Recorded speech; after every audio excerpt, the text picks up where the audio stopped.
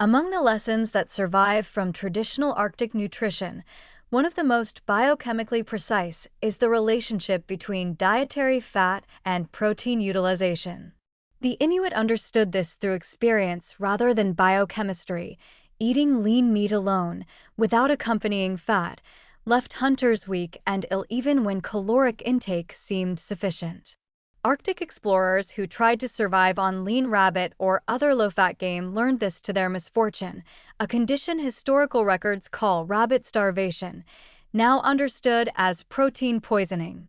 What was happening metabolically was that without adequate dietary fat, the body attempted to run primarily on protein, overwhelming the liver and kidneys with nitrogen and producing a cascade of symptoms including fatigue, diarrhea, and eventually death if the situation persisted.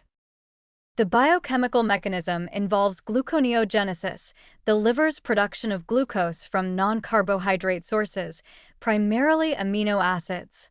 When dietary fat is insufficient to meet energy needs, the body ramps up gluconeogenesis, burning through protein as a fuel source rather than allowing it to fulfill its primary structural and enzymatic roles. This is energetically wasteful, metabolically stressful, and nutritionally inefficient. Dietary fat, by providing alternative fuel for tissues that can use it directly, spares protein from being burned for energy and allows it to be directed toward tissue building, immune function, enzyme production, and repair. This principle has direct applications in modern nutrition that most people are not applying.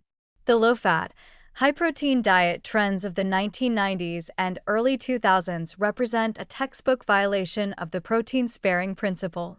Ultra-lean protein sources consumed without adequate fat force the body into exactly the metabolic pattern the Inuit instinctively avoided. For athletes trying to build muscle, the research increasingly supports pairing protein with adequate fat rather than obsessing over fat reduction. The protein-sparing effect means more dietary protein actually reaches muscle tissue when fat intake is sufficient. A nuanced warning is needed here for different populations. Older adults facing sarcopenia, age-related muscle loss, may be particularly affected by inadequate fat intake alongside high protein, since muscle protein synthesis efficiency declines with age and metabolic inefficiencies compound. The research on protein-to-fat ratios in aging populations points toward adequate fat being protective of lean mass in ways that low-fat dietary approaches don't support. The practical application is to stop viewing fat and protein as competing dietary components and start viewing them as metabolic partners. When you add fat to a protein source, salmon cooked in olive oil, chicken with avocado, eggs cooked in butter, you're not adding empty calories.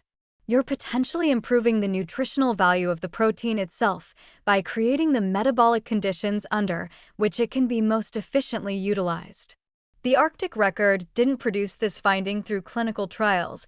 It produced it through the hard evidence of survival in one of the world's most extreme nutritional environments.